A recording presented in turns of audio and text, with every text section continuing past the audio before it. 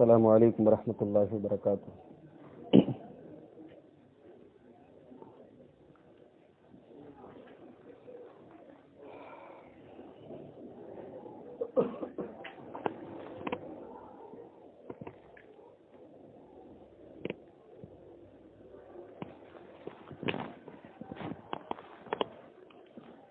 ان الحمد للہ نحمده ونستعینه ونستغفره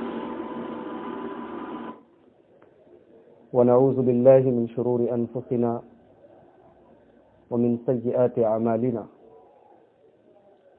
من يهده الله فلا مضل له ومن يضلل فلا هادي له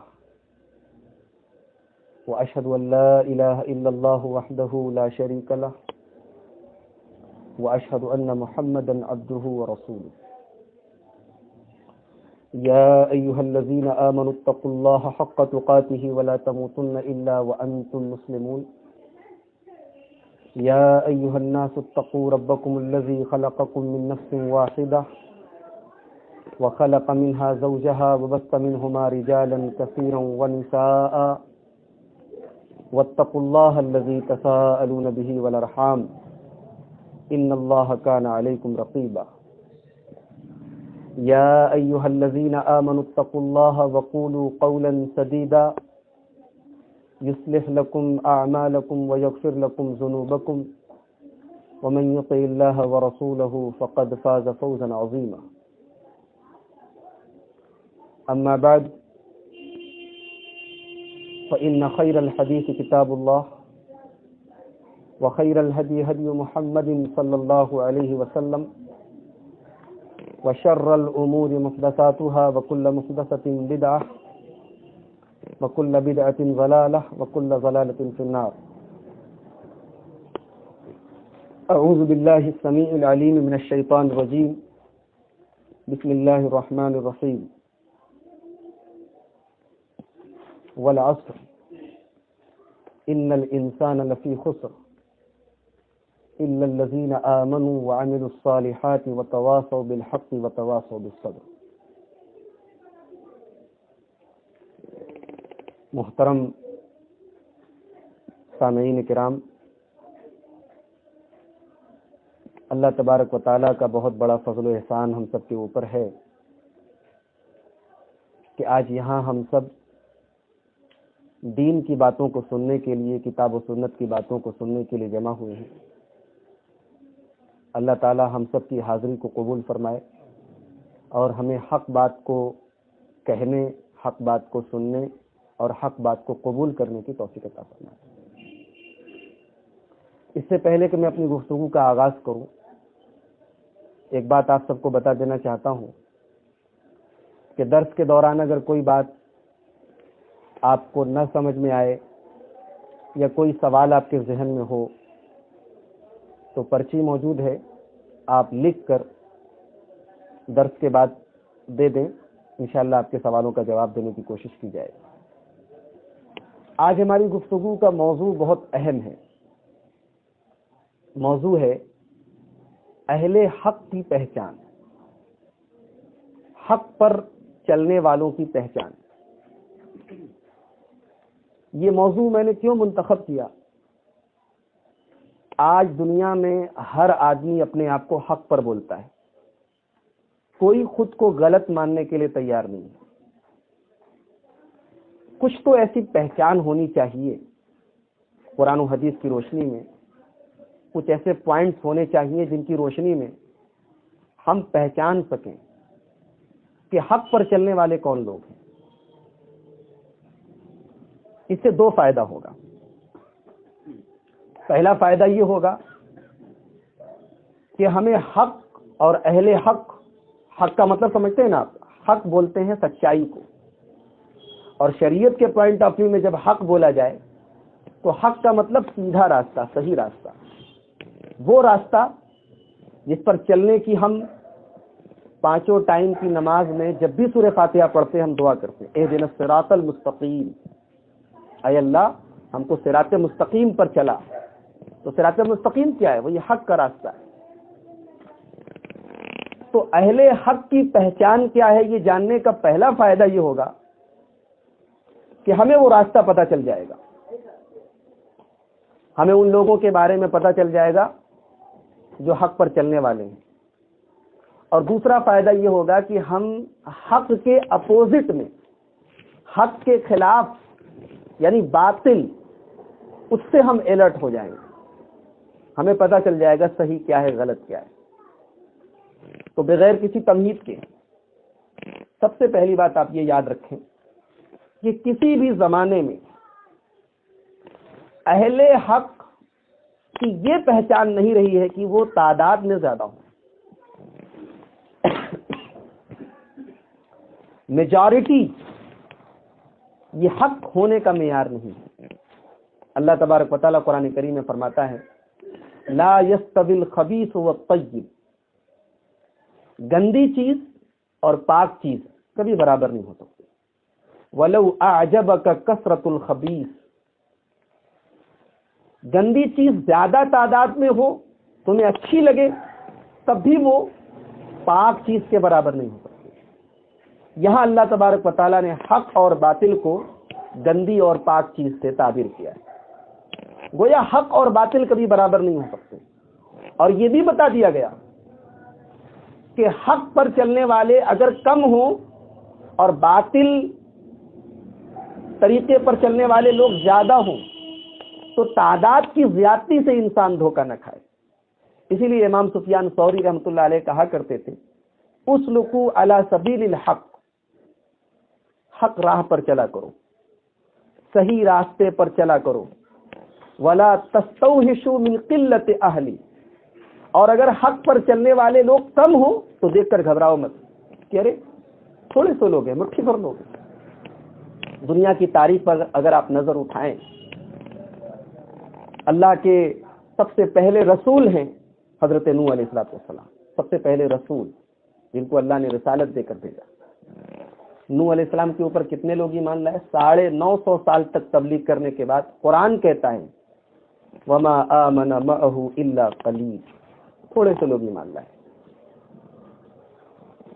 اسی طریقے سے کتنے نبی دنیا میں ایسے آئے جن کے ماننے والوں کی تعداد 1 2 3، ایسے بھی نبی گزرے جن کے ماننے والے ہوئے ہی نہیں۔ اور خود ہمارے نبی جناب محمد رسول اللہ صلی اللہ علیہ وسلم کے اوپر ایمان لانے والوں کی تعداد آپ کا انکار کرنے والوں کے مقابلے میں کم تھی۔ اسلام کی پہلی جنگ غزوہ بدر، آپ کو پتہ ہے اس کا فیگر ہم سب کو معلوم ہے، 313 ورسس 1000۔ اللہ کے رسول کے صحابہ کی تعداد کتنی تھی؟ 313، اور مخالفین کی تعداد 1000۔ اسی لیے اللہ تعالیٰ قرآن کریم میں کہتا ہے کم من فئۃ قلیلۃ غلبت فئۃ کثیرۃ باذن اللہ، کتنی چھوٹی چھوٹی جماعتیں ہیں جو اللہ کے حکم سے بڑی جماعتوں پر غالب آ گئی۔ تو یہ پہلا اصول یاد رکھیں کہ حق پر چلنے والوں کا تعداد میں زیادہ ہو سکتا ہے، کبھی کوئی ایسا زمانہ آ جائے کہ حق پر چلنے والے تعداد میں زیادہ ہو جائیں، لیکن اگر کسی زمانے میں حق پر چلنے والے کم ہوں تو گھبرائیں نہ، زیادہ ہونا ان کی پہچان نہیں ہے۔ اہل حق کی پہلی پہچان، میں 12 پہچان انشاءاللہ آپ کے سامنے بتاؤں گا قرآن و سنت کی روشنی۔ پہچان تو اور بھی ہیں، ان کے صفات اور بھی ہیں، لیکن آج کی اس مختصر سی مجلس میں 12 ایسی چیزیں بتاؤں گا جو اہل حق کے اندر پائی جاتی ہیں۔ تو اہل حق کی سب سے پہلی پہچان، ان کا عقیدہ صحیح ہوتا ہے، ان کا ایمان درست ہوتا ہے، ان کے ایمان میں، ان کے عقیدے میں شرک کی آمیزش نہیں ہوتی۔ اللہ تبارک و تعالیٰ فرماتا ہے سورہ انعام کے اندر الذین آمنوا ولم یلبسوا ایمانہم بظلم اولئک لہم الامن وہم مہتدون۔ دنیا میں امن و شانتی اگر پانی ہے، آج پوری دنیا تڑپ رہی ہے، کراہ رہی ہے، پوری دنیا میں انتشار پھیلا ہوا ہے، بدامنی پھیلی ہوئی ہے۔ قرآن کریم کی یہ آیت ہمیں راز بتا رہی ہے کہ دنیا میں امن و شانتی کیسے بحال ہو سکتی ہے۔ اللہ فرماتا ہے کہ جو لوگ میرے اوپر ایمان لائے، الذین آمنوا ولم یلبسوا ایمانہم بظلم، اور انہوں نے اپنے ایمان کے ساتھ ظلم کو نہیں ملایا، اولئک لہم الامن، انہی کے لیے امن ہے، انہی کے لیے شانتی ہے، انہی کے لیے پیس ہے، وہم مہتدون، اور وہی ہدایت کے راستے پر۔ یہ آیت کریمہ جب نازل ہوئی تو صحابہ کرام گھبرا گئے، کیونکہ اس آیت میں یہ کہا گیا کہ ایمان کے ساتھ جن لوگوں نے ظلم نہیں کیا انہی کے لیے امن ہے۔ گویا اگر کوئی ایمان والا دنیا میں ظلم کرتا ہے تو اس کے لیے امن نہیں ہے۔ یہ آیت کریمہ نازل ہوئی، صحابہ کرام گھبرا گئے، پریشان ہو گئے، اور آ کر بارگاہ رسالت میں کہا یا رسول اللہ اینا لم یظلم نفسہ، ہم میں سے کون آدمی ہے جس نے اپنے اوپر ظلم نہیں کیا؟ کچھ غلطیاں تو سب سے ہوتی ہیں، کچھ ظلم تو ہر آدمی سے ہو جاتا ہے، اور قرآن کریم کی یہ آیت بتا رہی ہے کہ کامیابی تبھی ملے گی جب ایمان کے ساتھ ہم ظلم نہ ملائیں۔ اللہ کے پیارے حبیب جناب محمد رسول اللہ صلی اللہ علیہ وسلم نے فرمایا کہ میرے صحابہ، یہاں ظلم سے مراد شرک ہے۔ تمہیں یاد نہیں حضرت لقمان نے اپنے بیٹے کو جو نصیحت کی تھی کیا کہا تھا؟ یا بنی لا تشرک باللہ ان الشرک لظلم عظیم، میرے بیٹے اللہ کے ساتھ شرک مت کرنا، شرک دنیا کا سب سے بڑا ظلم ہے۔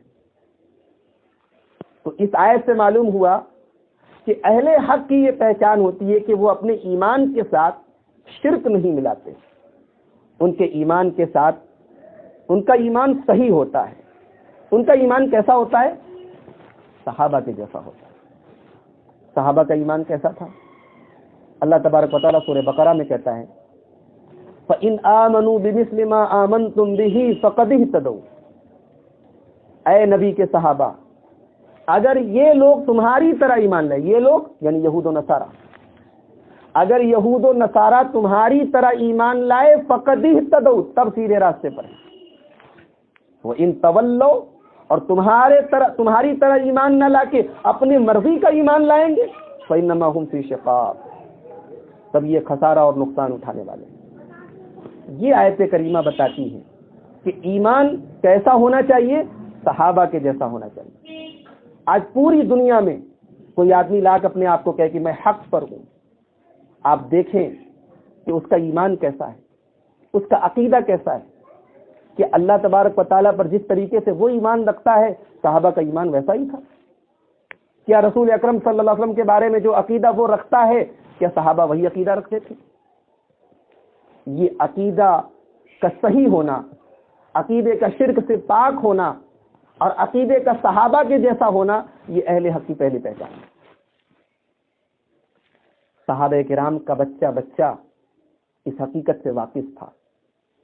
صحابہ کرام کے بچے کو پتا تھا کہ توحید کا کیا مطلب ہے، شرک کا کیا مطلب ہے۔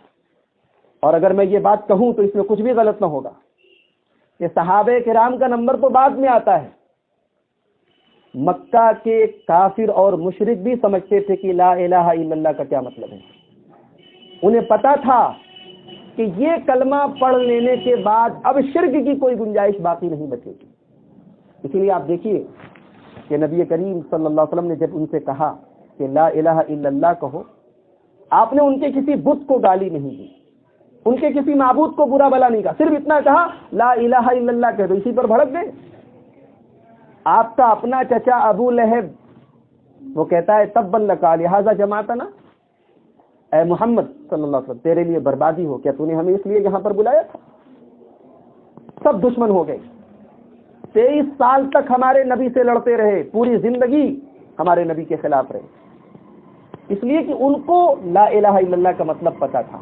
اسی لیے وہ کہتے تھے اجعل الالہۃ الہ واحدہ ان ھذا لشیء عجاب، محمد کے کہنے کا مطلب تو یہ ہے کہ مصیبت دور کرنے والا بھی اللہ، اولاد دینے والا بھی اللہ، روزی پہنچانے والا بھی اللہ، نفع نقصان کا مالک بھی اللہ، اس نے تو سارے معبودوں کو ایک کر دیا۔ یہ تو بڑی عجیب بات ہے۔ ہمارے بتوں کا کیا ہوگا، ہمارے معبودوں کا کیا ہوگا جن کو ہم مشکل کشا مانتے ہیں، جن کو ہم دستگیر مانتے ہیں، جن سے ہم ضرورتیں پوری کرواتے ہیں، جن سے ہم اولادیں مانگتے ہیں؟ تو ان کو بھی پتا تھا کہ شرک کا مطلب کیا ہے، توحید کا مطلب کیا ہے۔ آج امت مسلمہ کی اکثریت اسلام کی جو بنیاد ہے توحید، اور اسلام کے اندر سب سے خطرناک چیز جو شرک ہے، آج اسی سے لوگ ناواقف ہیں، جبکہ یہ شرک وہ گناہ ہے جس کی بخشش کی کوئی گنجائش اللہ تبارک و تعالیٰ نے نہیں رکھی۔ تو اہل حق کی یہ پہلی پہچان ہے کہ ان کا عقیدہ صحیح ہوتا ہے۔ دوسری پہچان یہ ہے کہ جو لوگ حق والے ہوتے ہیں، جو حق پر چلنے والے ہوتے ہیں، ان کی نظر میں دین دو چیزوں کا نام ہے، کتاب اور سنت، قرآن اور حدیث. اور یہ سبق بھی انہوں نے کس سے حاصل کیا؟ اپنے پیارے نبی جناب محمد رسول اللہ صلی اللہ علیہ وسلم سے حاصل کیا. اللہ کے پیارے نبی فرماتے ہیں، مستدرک حاکم کی صحیح روایت ہے، وَإِنِّي قَدْ تَرَكْتُ فِيكُمْ شَيْئَيْنِ لَن تَضِلُّوا بَعْدَهُمَا كِتَابَ اللَّهِ وَسُنَّتِي. اے لوگو، دو چیزیں میں نے تمہارے بیچ میں چھوڑی ہیں، اور میں گارنٹی لیتا ہوں، یہ نبی پاک علیہ الصلوۃ والسلام کی گارنٹی ہے، لن تضلوا بعدهما. ان دونوں چیزوں کو تھامے رہو گے، پکڑے رہو گے، اس کو نہیں چھوڑو گے تو کبھی گمراہ نہیں ہو سکتے. کون سی دو چیزیں ہیں؟ کتاب اللہ و سنتی. ایک اللہ کی کتاب ہے، قرآن مجید ہے، اور ایک میری سنت ہے، میرا طریقہ. بات واضح ہو گئی، بات کلیئر ہو گئی کہ یہ دو چیزیں ہی شریعت کا آتھینٹک سورس ہیں، شریعت کا بنیادی مصدر ہے جہاں سے ہم شریعت حاصل کر سکتے ہیں. دنیا کے معاملے میں ہم آزاد ہیں، دنیا میں ہم ہر حلال چیز کھا سکتے ہیں، ہر جائز کپڑا پہن سکتے ہیں، ہر جائز بزنس کر سکتے ہیں، لیکن شریعت کے معاملے میں ہمیں دیکھنا پڑے گا کہ ہم شریعت کے نام پر، دین کے نام پر جو یہ کام کر رہے ہیں، یہ کام قرآن سے ثابت ہے، یہ کام حدیث سے ثابت ہے کہ نہیں. تو اہل حق کی یہ دوسری پہچان ہے کہ وہ قرآن و حدیث پر چلتے ہیں، اور قرآن و حدیث سے جب کوئی مسئلہ ثابت ہو جاتا ہے تو پھر یہ نہیں دیکھتے کہ فلاں کیا کہہ رہا ہے، فلاں کیا کہہ رہا ہے. وہ مان لیتے ہیں، وہ تسلیم کر لیتے ہیں. سمعنا و اطعنا، ہم نے سنا اور مان لیا. یہ اہل ایمان کی پہچان ہے. اذا قضى الله ورسوله امرا ان يكون لهم الخيرة من انفسهم. کسی مومن کو اختیار نہیں کہ اللہ اور اس کے رسول کا فیصلہ آ جائے اور اس کے پاس کوئی چوائس ہو، کوئی چوائس نہیں. قرآن و حدیث کا فیصلہ، اللہ اور اس کے رسول کا فیصلہ آ جانے کے بعد انسان کے پاس چوائس نہیں ہے. اہل حق کی یہی پہچان ہے. صحابہ کرام نے بھی یہی سبق دیا کہ نبی پاک علیہ الصلوۃ والسلام کی حدیث ملی، آپ کا طریقہ ملا، آپ کی سنت ملی. صحابہ تو ڈائریکٹ نبی سے دین سیکھنے والے تھے نا. اس کے باوجود اگر کبھی کسی ایک صحابی کو کوئی حدیث رسول ملی اور دوسرے صحابی کو نہیں ملی، اور آپس میں کنفیوژن ہوئی، اختلاف ہوا، اور حدیث رسول سامنے آ گئی، اختلاف ختم ہو گیا. حضرت علی رضی اللہ تعالیٰ عنہ کے زمانے میں ایک آدمی ان کو رب کہتا تھا، حضرت علی کو خدا کہتا تھا، رب کہتا تھا. ظاہر سی بات ہے، اللہ کے علاوہ کسی اور کو رب ماننا یہ کھلا ہوا کفر ہے، شرک ہے. حضرت علی نے اس آدمی کو جلا دینے کا حکم دیا. اس آدمی کو جلا دیا گیا. یہ بات حضرت عبداللہ ابن عباس رضی اللہ تعالی عنہ کو پتہ چلی. انہوں نے کہا اگر میں علی کی جگہ ہوتا تو میں اس آدمی کو قتل کروا دیتا، اس لیے کہ اللہ کے پیارے نبی نے یہ فرمایا من بدل دینہ فاقتلوہ. جو اپنا دین بدل دے، جو مسلمان مرتد ہو جائے، ایک مسلمان اپنا دین چھوڑ کے دوسرا دین قبول کر لے اور اسلامی حکومت کے اندر ایسا ہو تو اس کی سزا قتل ہے، تو میں قتل کروا دیتا. میں جلواتا نہیں، اس لیے کہ میں نے اپنے پیارے نبی صلی اللہ علیہ وسلم کو یہ بھی فرماتے ہوئے سنا ہے لا تعذبوا بعذاب اللہ. اللہ کا عذاب کسی کو مت دو. اللہ کا عذاب کیا ہے؟ آگ ہے. آگ سے جلانا یہ اللہ کی صفت ہے. بندے کو یہ رائٹ نہیں کسی کو جلائے. اسی لیے جنگ کے میدان میں بھی کسی کو جلانے سے منع کیا گیا. حضرت علی رضی اللہ تعالیٰ عنہ کے اس آدمی کے جلا دینے پر حضرت عبداللہ ابن عباس نے یہ کمنٹ کیا کہ ان کا کام صحیح نہیں تھا، میں ہوتا تو ایسا ایسا کرتا، اور دلیل بھی دیتی کہ میں نے اپنے نبی کو یہ فرماتے ہوئے سنا. ترمذی کی روایت ہے، یہ خبر جب سیدنا علی رضی اللہ تعالیٰ عنہ کو پتہ لگی، انہوں نے کہا صدق ابن عباس. ابن عباس نے صحیح کہا، ان کی بات 100% سچ ہے، واقعی میں مجھ سے غلطی ہوئی. یہ اہل حق کی پہچان ہے کہ حدیث رسول آ گئی، قول رسول آ گیا، اب یہ نہیں دیکھنا کہ کون کیا کہتا ہے، اس لیے کہ شریعت میں دو چیزیں ہیں جن کی نبی نے گارنٹی لی ہے، لن تضلوا بعدہما، دو چیزیں ہیں جن کے بعد کبھی انسان گمراہ نہیں ہو سکتا، ایک اللہ کی کتاب اور ایک میری سنت۔ تیسری پہچان اہل حق کی یہ ہے کہ وہ اس راستے پر چلتے ہیں، اس منہج پر چلتے ہیں جو منہج اس امت کے سب سے بہترین لوگوں کا تھا۔ کوئی بتا سکتا ہے کیا اس امت کے سب سے بہترین لوگ کون تھے؟ صحابہ کرام تھے، اس لیے کہ اللہ کے پیارے نبی جناب محمد رسول اللہ صلی اللہ علیہ وسلم فرماتے ہیں خیر الناس قرنی، سب سے بہترین لوگ میرے زمانے کے صحابہ ہیں، ثم الذین یلونہم، پھر میرے زمانے کے بعد والے زمانے کے یعنی تابعین کا زمانہ، پھر ان کے بعد کا زمانہ یعنی تبع تابعین کا زمانہ، یہ تین زمانوں کے لوگ سب سے بہتر ہیں۔ تو ان کا جو منہج ہے، انہوں نے دین کو کیسے فالو کیا، انہوں نے دین کو کیسے سمجھا، اہل حق کی یہ تیسری پہچان ہے کہ وہ اسی راستے کو فالو کرتے ہیں۔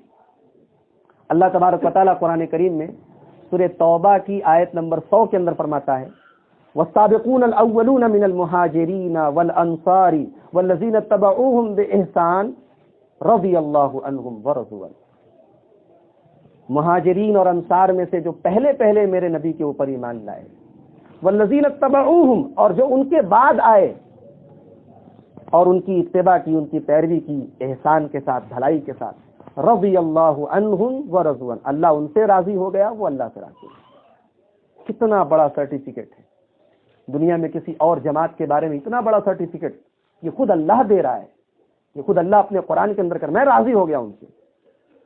اور اتنا ہی نہیں، وَأَعَدَّ لَهُمْ جَنَّاتٍ تَجْرِي تَحْتَهَا الْأَنْهَارُ خَالِدِينَ فِيهَا أَبَدًا، ان کے لیے جنت بھی تیار ہے۔ اللہ راضی ہو گیا اور راضی ہونے کا بدلہ یہ کہ جنت دے دیا، ذَلِكَ الْفَوْزُ الْعَظِيمُ، یہی سب سے بڑی کامیابی۔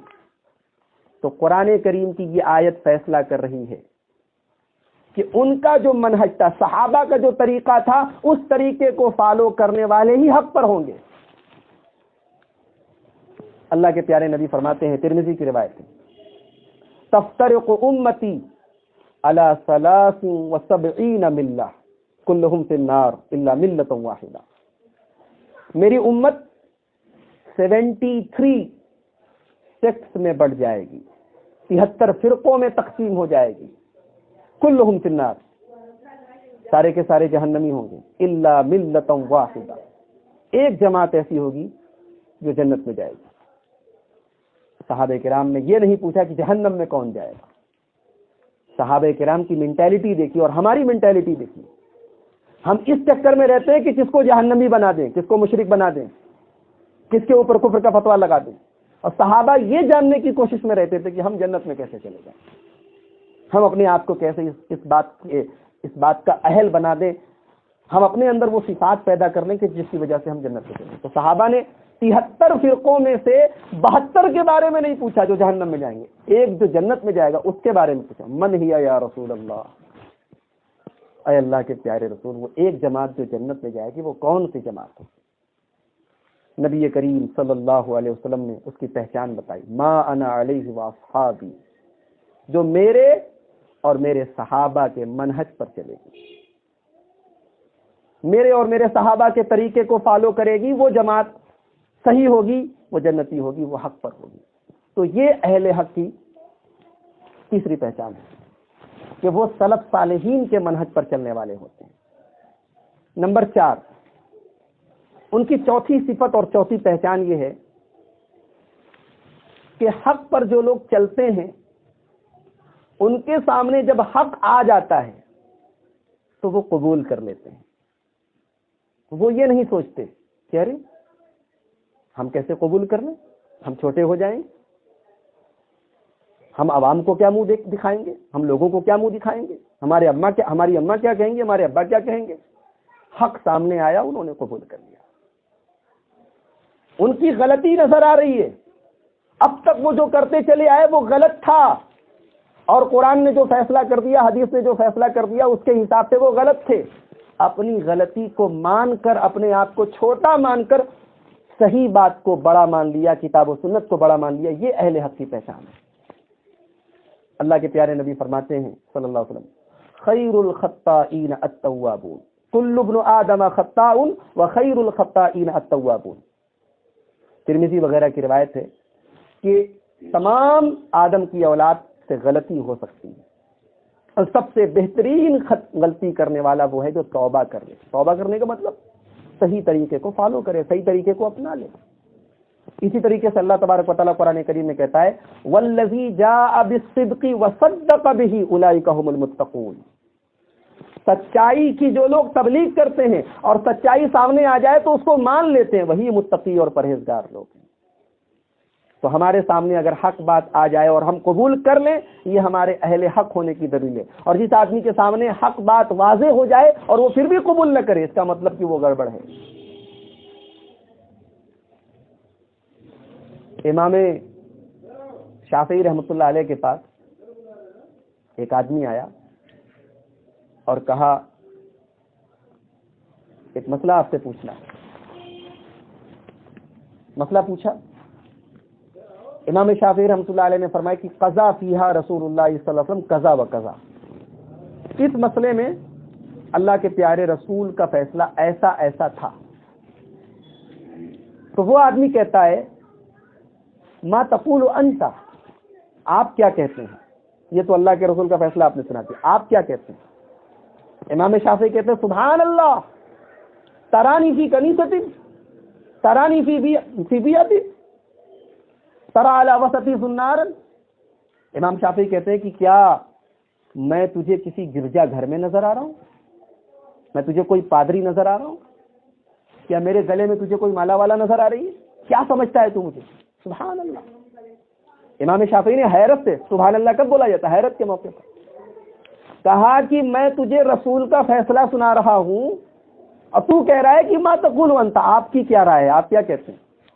یہ کسی مسلمان کا شیوا تو نہیں ہو سکتا کہ رسول کا فیصلہ آ جانے کے بعد وہ یہ کہے کہ میری مرضی یہ ہے، میرا مشورہ یہ ہے، میری رائے یہ ہے، میرا مسلک یہ ہے، میرے باپ دادا یہ کہتے ہیں۔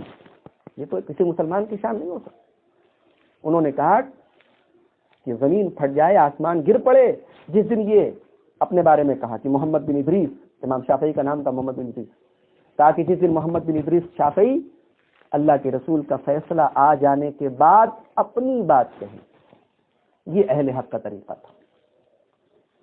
امام ابو حنیفہ رحمۃ اللہ علیہ، امام شافعی، امام مالک، امام احمد ابن حنبل اور اس امت کے تمام بزرگوں نے اور ائمہ نے یہی سبق دیا۔ انہوں نے دین کے لیے جو اجتہادات کیے، جو محنتیں کی، جو قد و کاوش کی، امت کے لیے ایک بہترین وراثت چھوڑی، ان کی وراثت سے امت نے فائدہ اٹھایا۔ لیکن اس میں بھی کوئی شک نہیں کہ ان سے بہرحال غلطی کا امکان موجود تھا، اس لیے کہ اللہ کے پیارے نبی صلی اللہ علیہ وسلم نے فرمایا اذا حکم الحاکم فاجتہد فاصاب فلہ اجران۔ ایک مجتہد جب کوئی فیصلہ کرتا ہے تو اس کا فیصلہ غلط بھی ہو سکتا ہے اور اس کا فیصلہ صحیح بھی ہو سکتا ہے۔ اگر فیصلہ صحیح تھا، اگر ان اماموں نے جو فتوے دیے، ان اماموں نے جو اجتہادات کیے، کتاب و سنت میں قرآن و حدیث پر غور کر کے پوری زندگی کھپا کر انہوں نے امت کو جو مسائل دیے، اگر ان مسائل میں ان کا اجتہاد صحیح تھا، انہیں ڈبل ثواب ملے گا کہ وہ صحیح بات تک پہنچ گئے۔ اور اگر ان سے غلطی ہو گئی، باوجود پوری کوشش کے وہ حق بات تک، صحیح بات تک نہیں پہنچ پائے، صحیح دلیل انہیں نہیں مل پائی، اور وہ دلیل آج ہمیں مل گئی، تو ان سے غلطی ہونے کے باوجود ان کو سنگل ثواب ملے گا۔ لیکن ہم غلطی پر ان کے جاننے کے باوجود اس غلطی پر ہم اڑے رہیں، یہ اہل حق کی پہچان ہے، یہ اہل حق کی چوتھی پہچان ہے کہ حق قبول کر لیتے ہیں، حق آ جائے اس کو قبول کر لیتے ہیں۔ نمبر 5، دنیا میں حق بات کو قبول کرنے کے پیچھے ایک بہت بڑی رکاوٹ جانتے کیا ہے؟ تعصب۔ تعصب، کسی بھی طریقے کا تعصب۔ کبھی کبھی تعصب ہوتا ہے برادری کا، لیول کا، اسٹیٹس کا۔ اللہ کے پیارے نبی صلی اللہ علیہ وسلم جب اسلام کی تبلیغ کرتے تھے تو کبھی کبھی آپ کو یہ جواب بھی سننا پڑتا تھا کہ اسلام کسی بڑے چودھری پر کیوں نہیں نازل ہوا؟ اللہ نے اپنا نبی کسی بڑے چودھری کو کیوں نہیں بنایا؟ مکے کے کسی سردار کو کیوں نہیں بنایا؟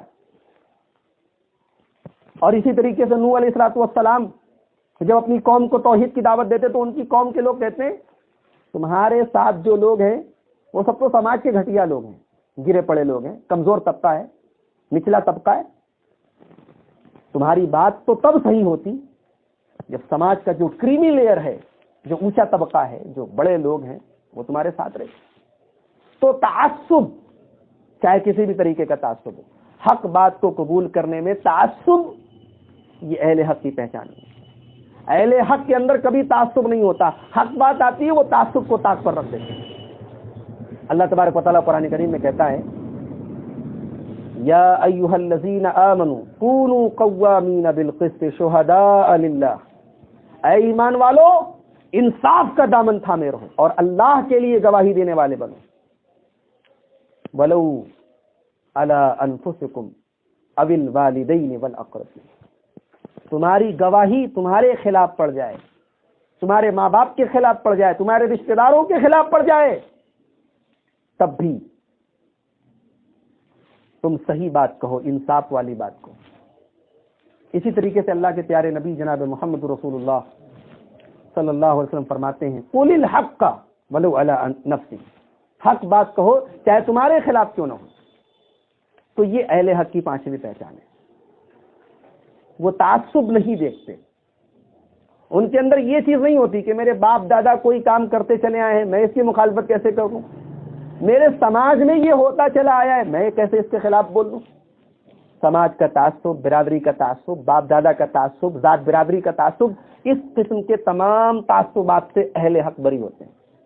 حق بات کو قبول کرنے میں کوئی تعصب نہیں۔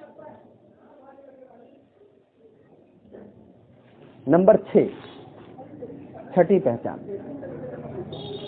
اہل حق کی چھٹی پہچان یہ ہے کہ وہ حق بات کو ایمانداری کے ساتھ پہنچا دیتے ہیں، چھپاتے نہیں، چھپائے وہ جس کا اپنا کوئی مفاد ہو۔ اہل حق جو ہوتے ہیں، جو حق پر چلنے والے ہوتے ہیں، ان کی تو ڈیوٹی ہوتی ہے کہ حق بات کو ہمیں دوسروں تک پہنچانا ہے، وہ چھپانے کا کام نہیں کرتے۔ کسی ذاتی مفاد کے لیے، اپنی پیٹ پوجا کے لیے، اپنے اسٹیٹس کو برقرار رکھنے کے لیے، سماج میں اپنے نام کے لیے وہ کبھی اتنی گھناؤنی حرکت نہیں کرتے۔ اللہ تبارک و تعالیٰ قرآن کریم میں اپنے رسول کو، اپنے پیارے نبی کو مخاطب کر کے کہتا ہے یا ایھا الرسول بلغ ما انزل الیک من ربک، اے میرے رسول اللہ تبارک و تعالیٰ نے جو کچھ آپ کے اوپر نازل کیا ہے اس کو پہنچا دیجیے۔ وَإِن لَّمْ تَفْعَلْ فَمَا بَلَّغْتَ رِسَالَتَهُ، اگر آپ نے اس کام میں کوتاہی کی، اللہ کے پیغام کو اللہ کے بندوں تک پہنچانے میں اگر آپ کے ہاتھ سے ایمانداری کا دامن چھوٹا، فما بلغت رسالتہ، تو آپ اپنے رب کی رسالت کی صحیح تبلیغ کرنے والے نہیں ہیں۔ کتنی بڑی بات ہے، حالانکہ ہم اپنے نبی کے بارے میں تصور نہیں کر سکتے۔ ہمارے نبی پاک علیہ الصلوۃ والسلام نے تو اپنی امت کو دین پہنچانے کے لیے ہم کہہ سکتے ہیں کہ آخری سانس تک آپ نے کوئی کمی نہیں چھوڑی۔ آپ کا آخری وقت تھا، بستر مرگ پر تھے آپ، اما عائشہ کہتی ہیں اس موقع پر بھی جبکہ آپ کو اتنی تکلیف تھی کہ آپ بار بار اپنے چہرے پر چادر اوڑھتے تھے، کبھی ہٹا دیتے تھے، بے چینی اور بے قراری کا عالم تھا، اس عالم میں بھی آپ نے اپنی امت کو نصیحت کی، اس عالم میں بھی آپ نے اپنی امت کو دین کی باتیں بتائی۔ حجۃ الوداع کے موقع پر عرفات کے میدان میں تقریباً 1.25 لاکھ یا 1.5 لاکھ صحابہ کرام کو مخاطب کر کے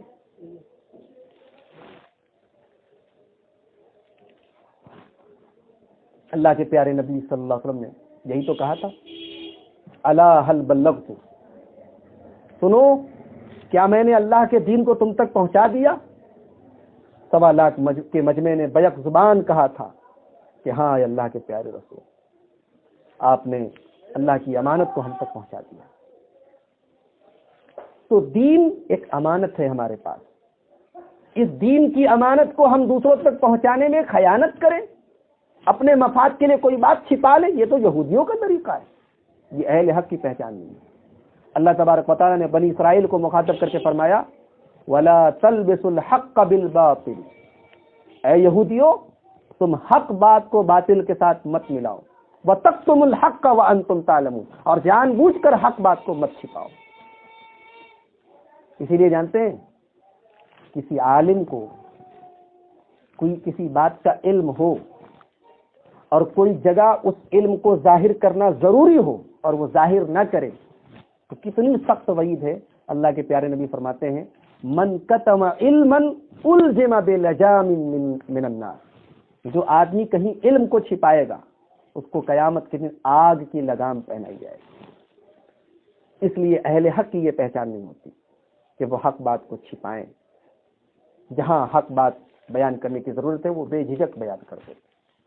یہودیوں کے ہاں یہ چیز تھی، اور آج امت مسلمہ کے اندر بھی بہت سارے لوگوں کے اندر یہ چیز ہے کہ انہیں حق معلوم ہے لیکن اپنے کسی ذاتی مفاد کے لیے اس کو چھپا لیتے ہیں۔ یہ اہل حق کی پہچان ہے۔ جہاں آپ کو یہ پہچان نظر آ جائے سمجھ جائیے کہ یہ اہل حق میں سے نہیں ہے۔ اہل حق وہ ہیں جو حق بات کو بلا کم و کاس بغیر چوں اور چرا کے پہنچاتے ہیں۔ یہ چھٹی پہچان ہے۔ اہل حق کی ساتویں پہچان، وہ جمے رہتے ہیں، مصیبتوں کے بادل آئیں، پریشانیاں آئیں، وہ صحیح منہج پر صحیح دین پر جمے رہتے ہیں، اور خاص طور سے فتنوں کے ٹائم جبکہ دنیا میں بہت سارے فرقے بہت ساری جماعتیں آ جائیں اور ہر جماعت اپنے آپ کو حق پر کہے، ہر فرقہ اپنے آپ کو جنتی کہے، ایسے موقع پر صحیح منہج پر چلنا یہ تو اور ٹیڑھا کام ہے۔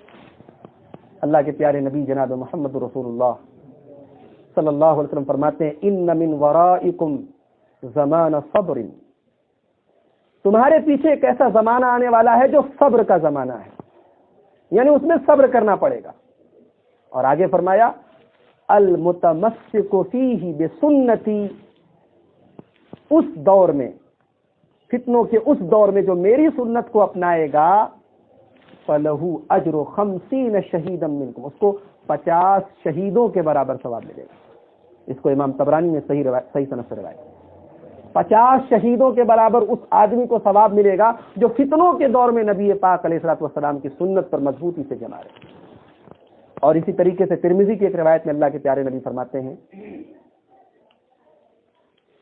یاتی علی الناس زمان الصابر علی دینہ کالقابض علی الجمر، ایک زمانہ ایسا آنے والا ہے کہ دین پر جمے رہنے والے انسان کی مثال ایسی ہوگی جیسے ہاتھ میں انگارہ لینا ہے۔ ہاتھ میں انگارہ انسان کتنی دیر تک لیے رہ سکتا ہے؟ پریشان ہو کے پھینک دے گا۔ یعنی ایسا دور آ جائے گا، سنت پر چلنا، صحیح منہج پر چلنا، کتاب و سنت پر چلنا ہاتھ میں انگارہ لینے کے مترادف ہوگا۔ تو یہ اہل حق کی ساتویں پہچان ہے۔ وہ جمے رہتے ہیں مضبوطی سے، صحیح منہج پر، کتاب و سنت کے منہج پر، صحابہ کے منہج پر جمے رہتے ہیں، پریشانیاں آتی ہیں تو آنے۔ نمبر 8، اہل حق کی 8ویں پہچان۔ 8ویں پہچان یہ ہے کہ دین پہنچانے کے سلسلے میں ان کو تان و تشنیع، برا بھلا، الٹا سیدھا سب کچھ بولا جاتا ہے، وہ برداشت کرتے ہیں اور اپنے مشن کو پورا کرتے ہیں۔ میں نے خطبہ مسنونہ کے بعد قرآن کریم کی ایک چھوٹی سی سورہ پڑھی تھی، والعصر ان الانسان لفی خسر، قسم ہے زمانے کی، انسان سارے کے سارے انسان گھاٹے میں ہیں، الا الذین آمنوا وعملوا الصالحات وتواصوا بالحق وتواصوا بالصبر۔ گھاٹے میں سارے انسان ہیں مگر وہ لوگ گھاٹے میں نہیں ہیں جن کے اندر 4 کوالٹیز پائی جائیں، 4 خوبیاں پائی جائیں۔ کون کون سی؟ ایمان لے آئے، نیک عمل کرتے رہے، اور ایمان اور نیک عمل جس ایمان کو انہوں نے قبول کیا اور جن نیک اعمال کو وہ کرتے رہے اس کی حق بات کی، ایک دوسرے کو وصیت بھی کرتے رہے، اور اس وصیت کو کرنے کے سلسلے میں جو پریشانیاں آئیں ان کو برداشت کیا اور ایک دوسرے کو صبر کی تلقین کرتے رہے۔ ایسا ہو سکتا ہے، ایسا دور بھی آئے گا اور آیا ہے کہ لوگوں نے کہا ہے کہ یہ حق پر ہیں تو کوئی ان کو پوچھتا کیوں نہیں؟ یہ حق پر ہیں تو آج دنیا میں یہ ہیں کیوں نہیں؟ ان کی تعداد آٹے میں نمک کے برابر کیوں ہیں؟ اگر ایسا دور آ جائے تو ہمیں اپنے پیارے نبی جناب محمد رسول اللہ صلی اللہ علیہ وسلم کی یہ حدیث اپنے سامنے رکھنی چاہیے جسے امام مسلم نے روایت کی ہے، بدأ الاسلام غریبا اسلام شروع ہوا تھا تو غریب تھا. غریب کا مطلب پیسے والا غریب نہیں. عربی میں غریب بولتے ہیں اجنبی کو. اجنبی کو غریب بولتے ہیں عربی میں. اسلام کی شروعات غربت سے ہوئی تھی. اسلام جب شروع ہوا تھا تب بھی غریب تھا, اجنبی تھا, دنیا کی کے لیے ایک نئی چیز تھی. وَسَيَعُودُ كَمَا بَدَأَ غَرِيبًا. اور اے میرے صحابہ, اسلام آگے چل کر پھر ایک بار اجنبی ہو جائے گا. صحیح منہج پر چلنا, اسلام کے اوپر چلنا لوہے کے چنے چبانے کے برابر ہو جائے گا. بھئی ظاہر سی بات ہے کہ سماج سے کٹ کے سماج میں جو ہوا چل رہی ہے اس ہوا سے اپنے آپ کو بچانا یہ کوئی آسان کام نہیں ہے. یہ اہل حق کی پہچان ہے, وہ اپنے آپ کو جمائے رکھتے ہیں. اللہ کے نبی نے فرمایا کہ اسلام اجنبی بن کر شروع ہوا اور آگے چل کر اجنبی ہو جائے گا. فَطُوبَى لِلْغُرَبَاء.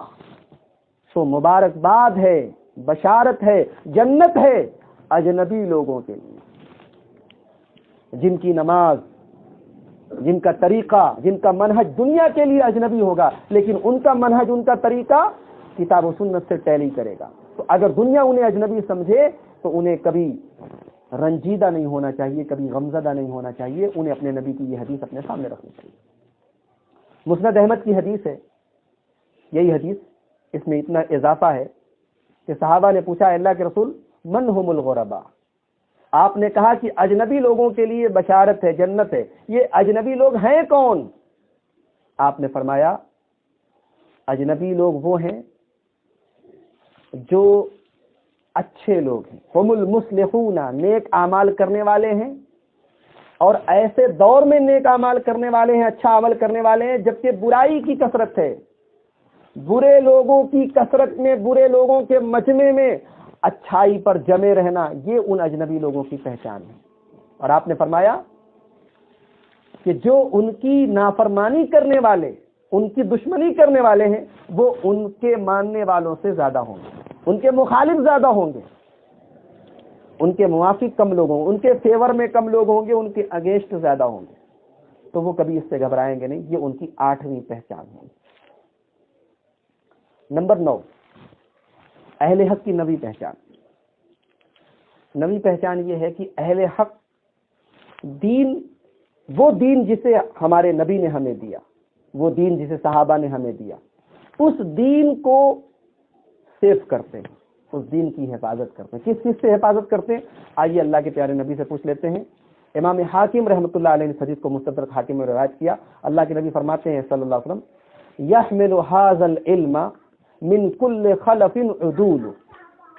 اس علم کو, اس علم کا مطلب دین کا علم, قرآن اور حدیث کا علم, اس علم کو ہر دور میں کچھ انصاف پسند لوگ اس علم کو لے کر چلیں گے, اس علم کی حفاظت کریں گے. کس چیز سے حفاظت کریں گے؟ ینفونا عن تحریف الغالین. یہ اس دین کی حفاظت کریں گے غلو کرنے والوں کی تحریف سے. ہر دور میں کچھ لوگ ایسے ہوں گے جو دین کے نام پر غلو کریں گے, رسول کو اللہ کا مقام دے دیں گے, ائمہ اور بزرگوں کو رسول کے مقام پر بیٹھا دیں گے, اپنے بڑے بزرگوں کو, اپنے علماء کو, اپنے مفتیوں کو وہ درجہ دے دیں گے جو درجہ شریعت میں رسول کو دیا گیا. غلو کریں گے. عیسائیوں کو غلو ہی نے تو تباہ کیا. عیسائیوں نے عیسیٰ علیہ السلام کو ہم سے زیادہ وہ مانتے ہیں, محبت کرتے ہیں عیسیٰ علیہ السلام. عیسیٰ علیہ السلام سے میں کہہ سکتا ہوں بلا مبالغہ محبت بہت کرتے ہیں وہ, لیکن کیا ان کی محبت کام آئے گی؟ وہ غلو کرتے ہیں. غلو کیا کرتے ہیں؟ وہ کہتے ہیں عیسیٰ اللہ کے بیٹے ہیں. تو غلو نے برباد کیا. اہل حق کی یہ پہچان اللہ کے پیارے حبیب بتا رہے ہیں کہ ینفون عنہ تحریف الغالین. اہل حق کیا کریں گے کہ دین کو محفوظ رکھیں گے, دین کی حفاظت کریں گے. کس چیز سے؟ غلو کرنے والوں کی تحریف سے. غلو کرنے والے ہر دور میں قرآن کے اندر تحریف کریں گے. تحریف, ایک تحریف تو یہ ہوتی ہے کہ قرآن کا لفظ بدل دیا, اس کی جرت تو کوئی نہیں کر پائے گا, اس لیے کہ اس کی تو اللہ تعالیٰ نے گارنٹی لے لی. قرآن کے الفاظ میں کوئی تحریف کر دے, الٹ پھیر کر دے, یہ تو پاسبل نہیں ہے. اس کے معنی میں, اس کی میننگ میں, اس کے انٹرپریٹیشن میں, اس کی تفسیر میں, اس کی وضاحت میں گھوٹالہ کریں گے, اس میں مکس کر دیں گے. قرآن کی آیت کا وہ مطلب بتائیں گے جو صحابہ کو نہیں سوجھا, جو ائمہ کو نہیں سوجھا، جو اس امت کے ان لوگوں کو نہیں سوجھا جو اس امت کے سب سے افضل لوگ تھے، یہ ان کو سوجھ رہا ہے 1400 سال بعد۔ یہ کام وہ کریں گے۔ تو اہل حق کیا کریں گے؟ وہ کھرے کھوٹے کو الگ کریں گے، وہ بتائیں گے کہ اس آیت کا کیا صحیح مطلب ہے جو صحابہ نے سمجھا۔ تو غلو کرنے والوں کی تحریف سے دین کی حفاظت کریں گے۔ وانتحال المبطلین، اور باطل منہج پر چلنے والے جو نئے نئے فتنے نکالیں گے دین کے اندر، ان سے بھی وہ دین کی حفاظت کریں گے۔ یہ داعش کیا ہے؟ یہ فتنہ نہیں، بہت بڑا فتنہ ہے۔ اس میں جو لوگ بھی جڑ رہے ہیں یا جڑے ہیں، ان کو دین ہی کے نام پر تو ورگلایا گیا ہے، ان کو قرآن کی آیتیں پڑھ پڑھ کے گمراہ کیا گیا ہے، ان کو حدیث رسول کا غلط مفہوم ان کے ذہن و دماغ میں بٹھایا گیا ہے۔ نبی کریم صلی اللہ علیہ وسلم کی وہ احادیث جس میں آپ نے ملک شام سے پیدا ہونے والی جماعت کا ذکر کیا تھا جو دجال کے خلاف لڑائی کرے، اس کو وہ لوگ اپنے اوپر فٹ کر رہے ہیں۔ جناب دیکھیے سیریا سے جماعت نکلی ہے، اس میں کالے جھنڈوں کا ذکر ہے، انہوں نے اپنا جھنڈا کالا بنا دیا، دیکھو بھائی ہماری پہچان ہے، ہم کالے جھنڈے والے۔ انہوں نے اپنے جھنڈے پر لا الہ الا اللہ محمد رسول اللہ بھی لکھ دیا۔ تو سب کچھ اسلام کے نام پر ہو رہا ہے، لیکن کام شیطان کا ہو رہا ہے۔ کیا اسلام میں اس بات کی اجازت ہے؟ اسلامی حکومت کے اندر رہنے والے کسی غیر مسلم کو قتل کرنے کی اجازت نہیں دیتا، آپ کسی بے قصور مسلمان کو مار۔ تو انتحال المبتلین، باطل منہج پر، غلط منہج پر چلنے والوں کے فتنوں سے یہ اسلام کی دین کی حفاظت کرتے ہیں۔ اور تیسرا کام کیا کرتے ہیں؟ تحریف الغالین وانتحال المبتلین، اور تیسری چیز کیا ہے؟ وتأویل الجاہلین، اور جاہل لوگ تعویل کرتے ہیں۔ ایک جاہل آدمی جسے قرآن کی تفسیر کا پے بھی نہیں پتا، جسے حدیث کی ہے بھی نہیں پتا، وہ حدیث کا اپنی طرف سے مطلب بتا رہا ہے، وہ قرآن کا اپنے ذہن و دماغ سے اور اپنے من سے وہ قرآن کا مطلب بتا رہا ہے۔ میری اس بات کا یہ مطلب قطعی نہ لیا جائے کہ قرآن کو عام آدمی نہ پڑھے، حدیث کو عام آدمی نہ پڑھے۔ قرآن و حدیث سب کے لیے ہیں، اس پر کسی کی اجارہ داری نہیں ہے، لیکن قرآن و حدیث میں بھی ہمیں قرآن کی تلاوت کرتے ہوئے یا احادیث رسول کا مطالعہ کرتے ہوئے بہت الرٹ رہنے کی ضرورت ہے۔ جہاں ہمیں کنفیوژن ہو، ہم اہل علم سے رجوع کریں، ہم ان لوگوں سے رجوع کریں جنہوں نے اپنی عمریں کھپائی ہے دین کو سیکھنے میں، اور اپنی کنفیوژن کو ان سے دور کریں۔ یہ نہ ہو کہ جہاں کنفیوژن پیدا ہو ہم ہی کنفیوژن کریٹ کریں، ہم ہی سوال پیدا کریں اور ہم ہی جواب بھی دینے لگیں، ایسا نہ ہو۔ تو اہل حق کی یہ پہچان بتائی گئی کہ وہ دین کو محفوظ کرتے ہیں جاہل لوگوں کی تعویل۔ تو یہ ان کی 9ویں پہچان بتائی گئی۔ 10ویں پہچان اہل حق کی یہ ہے کہ ان کے یہاں ریاکاری نہیں ہوتی، وہ دین کا کام کرتے ہیں اخلاص کے ساتھ، وہ دین کا کام کرتے ہیں تقویٰ کے ساتھ۔ آج بہت سارے لوگ بولتے ہیں نا ولی، آپ لوگ ولی کو نہیں مانتے۔ چلیے قرآن کریم کی ایک آیت آپ کو سنا دیتا ہوں، ولی کس کو بولتے ہیں۔ اس آیت کریمہ میں ولی کا مطلب بتایا گیا ہے، الا ان اولیاء اللہ لا خوف علیہم ولا هم يحزنون، سورہ یونس کی آیت ہے۔ سنو، اولیاء اللہ کو نہ تو کسی بات کا ڈر ہے نہ غم ہوگا۔ سوال یہ ہے کہ یہ اولیاء اللہ ہے کون؟ اگلی آیت میں جواب دیا گیا، الذین آمنوا وکانوا یتقون۔ اولیاء اللہ وہ ہیں جو ایمان لے آئے اور تقویٰ کی زندگی گزارتے رہے۔ ہمارے یہاں ولی کون ہے؟ جو پانی میں چلے، جو ہوا پہ اڑے، جو کچھ کرشمہ دکھا دے، کچھ کرامتیں دکھا دے، وہ ولی ہو گیا۔ اسی لیے امام شافعی رحمۃ اللہ علیہ کہا کرتے تھے کہ اگر کسی آدمی کو دیکھو وہ پانی پہ چل رہا ہے یا ہوا میں اڑ رہا ہے تو دھوکہ نہ کھا جانا۔ یہ کون بول رہا ہے؟ امام شافعی بول رہے ہیں، اس امت کے ایک جلیل القدر امام۔ کہتے کوئی پانی میں چلے، کوئی ہوا میں اڑے تو دھوکہ نہ کھا جانا، اس کے معاملے کو قرآن و سنت پر پھیرنا، قرآن و سنت کے سے ٹیلی کرنا کہ اس کی زندگی کیا قرآن و حدیث کے مطابق ہے۔ اگر ہے تب تو وہ کرامت ہے، اور نہیں ہے تو وہ شیطانی کارنامہ ہے۔ کسی کا پانی پر چلنا اور کسی کا ہوا میں اڑنا یہ اس کے ولی ہونے کی دلیل نہیں ہے۔ تو اہل حق کون ہیں؟ جو ایمان والے ہیں، جو تقوی والے ہیں، جن کی زندگی میں ہمیں تقوی نظر آتا ہے. یہ اہل حق کی 10ویں پہچان ہے. نمبر 11، اہل حق کم ہوں گے، کمزور ہوں گے، لیکن اس کے باوجود انہیں اللہ کا سپورٹ حاصل ہوگا، انہیں اللہ کی طرف سے مدد حاصل ہوگی. اللہ کے پیارے نبی جناب محمد رسول اللہ صلی اللہ علیہ وسلم فرماتے ہیں، صحیح مسلم کی روایت ہے، لا تزال طائفة من امتی ظاہرین علی الحق. ہمیشہ کوئی دور خالی نہیں رہے گا، ہمیشہ میری امت میں ایک جماعت، ایک گروہ ایسا رہے گا، ظاہرین علی الحق، جو حق پر رہے گا.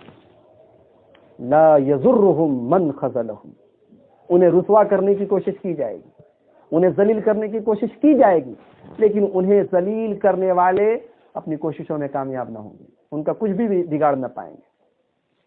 حتی یأتی امر اللہ، یہاں تک کہ قیامت آ جائے گی. اس حدیث میں کئی باتیں ثابت ہوئی. ایک بات تو یہ ثابت ہوئی کہ پوری امت اہل حق نہیں رہے گی، امت کا ایک گروہ ایسا رہے گا جو اہل حق پر مشتمل ہوگا. اور دوسری بات یہ معلوم ہوئی کہ یہ جماعت، یہ گروہ، اہل حق کا یہ گروپ، یہ قیامت تک رہے گا. اور تیسری بات یہ معلوم ہوئی کہ ان کے مخالفین بھی بہت زیادہ رہیں گے، ان سے دشمنی کرنے والے، ان سے لڑنے والے بھی بہت زیادہ رہیں گے.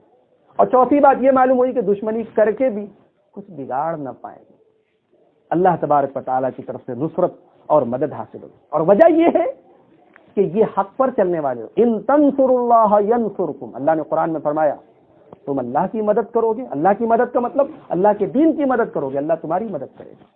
تو چونکہ اہل حق کا کام ہی ہے کہ صحیح منہج کو اور دین کی صحیح شکل کو لوگوں کے سامنے بیان کرنا اور پیش کرنا، اس وجہ سے اللہ تبارک و تعالیٰ کی طرف سے غیب سے ان کی مدد کی جائے گی، ان کو تائید غیبی حاصل ہوگی، غیب سے ان کو سپورٹ حاصل ہوگا. تو یہ ان کی 11ویں پہچان ہے. اور آخری چیز جو اہل حق کی پہچان میں نے اپنے مطالعے کی روشنی میں نے تیار کی ہے، 12ویں چیز یہ ہوگی کہ کبھی کبھی ایسا ہوگا کہ قرآن کی کوئی ایسی آیت ان کے سامنے آئے گی جس آیت کے کئی مطلب لیے جا سکتے ہیں. قرآن کریم کے اندر بہت ساری آیات ایسی ہیں کہ جن آیات کے اندر کئی مطلب لیے جانے کی گنجائش موجود ہے. تو وہاں وہ لوگ کیا کرتے ہیں، وہاں اس آیت کی وہ تعویل نہیں کرتے، اسے اپنا الو سیدھا نہیں کرتے، اپنے غلط عقیدے کے لیے قرآن کریم کی اس آیت کا استعمال نہیں کرتے، بلکہ اس آیت پر ایمان رکھتے ہیں اور ایمان و عقیدے کے سلسلے میں قرآن کی جو دیگر آیات جو بات کہتی ہیں اس پر وہ ایمان رکھتے ہیں. اور میری اس بات کی دلیل سورہ آل عمران کی آیت نمبر 7 ہے. اللہ تبارک و تعالیٰ فرماتا ہے، هو الذی انزل علیک الکتاب، اللہ نے آپ کے اوپر کتاب اتاری، اے میرے پیارے نبی اللہ نے آپ کے اوپر قرآن اتارا. منہ آیات محکمات، قرآن کے اندر کچھ آیتیں ایسی ہیں جو محکم ہیں. محکم کا مطلب بالکل سیدھی سادی ہے، ایمان کی باتیں، عقیدے کی باتیں، توحید کی باتیں، نماز کی باتیں، اس میں کوئی کنفیوژن نہیں ہے، سیدھی سادی باتیں. ہن ام الکتاب، اور قرآن کریم کی اصل جو تعلیمات ہیں وہ انہی آیتوں کے اندر. قرآن آپ کھولیے، الحمدللہ رب العالمین سے لے کر من الجنۃ والناس تک، پورے قرآن میں سب سے زیادہ کس چیز پر ابھارا گیا ہے، کس چیز کی تعلیم ہے؟ توحید پر. سب سے زیادہ کس چیز سے ڈرایا گیا ہے؟ شرک پر. سب سے زیادہ کس چیز کی یاد دلائی گئی ہے؟ آخرت. یہ قرآن کی وہ چیزیں ہیں جو بیسک تعلیمات ہیں. تو فرمایا کہ محکم جو آیات ہیں وہ کتاب کا، قرآن کا اصل حصہ ہے. وَأُخَرُ مُتَشَابِهَاتٌ، لیکن قرآن کی کچھ آیتیں ایسی ہیں جن کے اندر کنفیوژن ہو سکتی ہے. ایسا نہیں ہے کہ نعوذ باللہ قرآن کی وہ آیتیں خود کنفیوژن پیدا کر رہی ہیں. یہ اللہ نے ایک امتحان میں اپنے بندوں کو ڈالنے کے لیے قرآن کے اندر ایسی آیتیں بھی نازل کی ہیں جن آیتوں سے ہم قرآن کی بیسک تعلیم کے خلاف اپنا الو سیدھا کر سکتے ہیں. اتنی گنجائش اس آیت کے الفاظ کے اندر موجود ہے. تو اللہ فرماتا ہے فَأَمَّا الَّذِينَ فِي قُلُوبِهِمْ زَيْغٌ، جن لوگوں کے دلوں میں ٹیڑھا پن ہے، جن کے دلوں میں کجی ہے، جن کے دلوں میں فتنہ ہے، جو غلط منہج پر چلنے والے ہیں، وہ کیا کرتے ہیں؟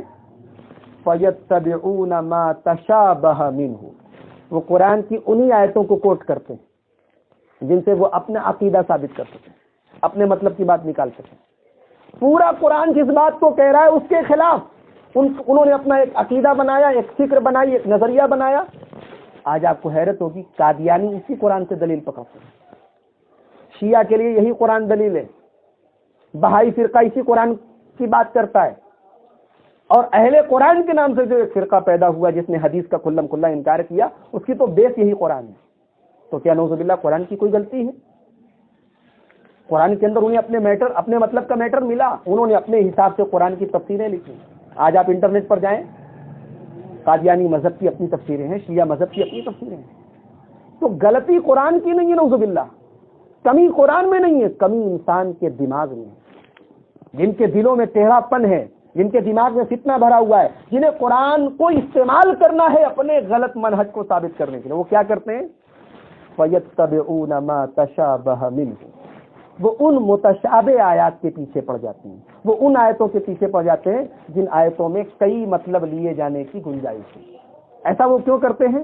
ابتغاء الفتنہ، انہیں فتنہ چاہیے، انہیں اپنا فتنہ قرآن کے ذریعے پھیلانا ہے، انہیں عوام کو یہ باور کرانا ہے کہ جناب قرآن کو تو ہم بھی مانتے ہیں، ہم جو بات کہہ رہے ہیں، ہم جس عقیدے کی تعلیم دے رہے ہو تو قرآن سے ثابت ہے۔ تو ایک تو فتنے کی تلاش میں ایسا کرتے ہیں، وابتغاء تأویل، اور قرآن حکیم کی اس آیت کا اپنے مطلب کے مطابق معنی اور مفہوم نکالنے کے لیے وہ ایسا کرتے ہیں۔ یہ اہل باطل کا طریقہ ہے۔ اہل حق کا کیا طریقہ ہے؟ اسی آیت میں بتا دیا گیا، والراسخون فی العلم، اور جو مضبوط علم والے ہوتے ہیں۔ پتہ یہ چلا کہ اہل حق کی ایک پہچان یہ بھی ہے کہ ان کا علم مضبوط ہوتا ہے، وہ سرسری علم نہیں رکھتے ہیں کہ بس قرآن پڑھ لیا، حدیث پڑھ لیا، مضبوط علم ہوتا ہے۔ مضبوط علم کا کیا مطلب؟ وہ کہیں جا کے ڈگری حاصل کرتے ہیں۔ مضبوط علم کا مطلب یہ ہے کہ وہ قرآن و سنت دونوں کا علم رکھتے ہیں، دونوں پر مضبوطی سے جمے رہتے ہیں۔ وہ ایسا نہیں کہ قرآن کی کسی ایک آیت کو لے کر اڑ گئے کہ جناب دیکھیے اس آیت سے تو میرا مطلب سیدھا ہو گیا۔ ارے بھائی، پورے قرآن سے کون سا عقیدہ ثابت ہو رہا ہے؟ نبی پاک علیہ الصلوۃ والسلام کی کوئی ایک حدیث لے لی اور امت کو دکھا دیا کہ دیکھو اس حدیث سے ہمارا عقیدہ ثابت ہو رہا ہے، یہ بھی پتہ نہیں کہ وہ حدیث صحیح ہے یا ضعیف ہے۔ اور ان حدیثوں کا کیا ہوگا؟ ان بے شمار حدیثوں کا کیا ہوگا جو صحیح سند سے اللہ کے پیارے نبی سے ثابت ہیں؟ تو والراسخون فی العلم، جو علم کے اندر جن کے علم کے اندر پختگی پائی جاتی ہے، میچورٹی پائی جاتی ہے، مضبوطی پائی جاتی ہے، وہ کیا کہتے ہیں؟ یقولون آمنا بی، وہ کہتے ہیں ہم اس کے اوپر ایمان لائے، ہم اس آیات محکمات کے اوپر بھی ایمان لائے اور آیات متشابہات کے اوپر بھی ایمان لائے، جن آیتوں کے معنی میں میننگ میں کنفیوژن ہے ان کے اوپر بھی ایمان لائے۔ کل من عند ربنا، اور یہ تمام آیتیں ہمارے رب کی طرف سے نازل کی گئی۔ قرآن کے اندر 6666 آیتیں، جیسا کہ لوگوں نے کاؤنٹ کیا ہے، یہ 6666 آیتیں یہ پوری کی پوری ہمارے رب کی طرف سے نازل کی گئی ہیں۔ اہل حق کا یہ طریقہ ہوتا ہے۔ تو اس سے ایک اصول ہمیں ملا کہ اہل حق جو ہوتے ہیں وہ قرآن کریم کی تفسیر کے سلسلے میں اپنے دماغ کو، اپنی لاجک کو بیس نہیں بناتے۔ ان کا بیس کیا ہوتا ہے؟ فکر سلف، منہج سلف، صحابہ نے کیا سمجھا، اس آیت کا مطلب جو ہم لے رہے ہیں صحابہ نے سمجھا۔ قرآن کی ایک آیت سے ہم اپنا الو سیدھا کر رہے ہیں، سوال یہ ہے کہ یہ آیت صحابہ کے سامنے اتری، صحابہ نے اس آیت کا یہ مطلب لیا نہیں لیا، تو ہم ان سے زیادہ دین کے سمجھنے والے ہو گئے نعوذ باللہ۔ گویا کہ ہم صحابہ کرام کی پہنچ جہاں تک نہیں ہو پائی وہاں تک ہماری پہنچ ہو گئی۔ یہ اہل حق اس سے بری ہیں، وہ تعویل نہیں کرتے، وہ دین کے اندر اپنی مرضی سے مکس اپ نہیں کرتے، اس میں اپنی مرضی سے کوئی چیز ملاتے نہیں ہیں۔ دین جو پیور ہے، جو خالص ہے، جو آتھینٹک ہے، اور دین کے جو آتھینٹک سورسز ہیں، جو بھروسے مند ذرائع ہیں، اسی سے وہ لوگ دین کو حاصل کرتے ہیں۔ تو یہ اہل حق کی 12 پہچان میں نے آپ کے سامنے کتاب و سنت کی روشنی میں بیان کی۔ اللہ تبارک و تعالیٰ سے دعا ہے الہ العالمین ان 12 علامتوں کو ہم سب کو اپنے اندر پیدا کرنے کی توفیق عطا فرمائے۔ رب العالمین ہمیں اس بات کی توفیق دے کہ حق بات جب ہمارے سامنے آ جائے تو ہم اسے قبول کر لیں۔ رب العالمین حق بات کو قبول کرنے کے سلسلے میں کسی بھی طریقے کے تعصب سے ہماری حفاظت فرمائے۔ رب العالمین اپنے نبی کی سنت پر ہم سب کو چلنے کی توفیق عطا فرمائے. رب العالمین ہمیں اس جنتی جماعت میں شامل کر دے جس جنتی جماعت کا منہج اور طریقہ وہی ہے جو اللہ کے پیارے نبی صلی اللہ علیہ وسلم کا اور صحابہ کرام کا منہج تھا. رب العالمین ہمیں اللہ کی توحید کے سلسلے میں کسی بھی قسم کے شرک کو ملانے سے ہم سب کو بچائے اور ہمیں توحید پر دنیا میں زندہ رکھے اور توحید ہی پر ہمارا خاتمہ ہو. آمین. وآخر دعوانا الحمدللہ رب العالمین. پرچی موجود ہے، اگر آپ لوگوں کو کوئی سوال کرنا ہو تو لکھ کر آپ تحریری شکل میں سوال کر سکتے ہیں.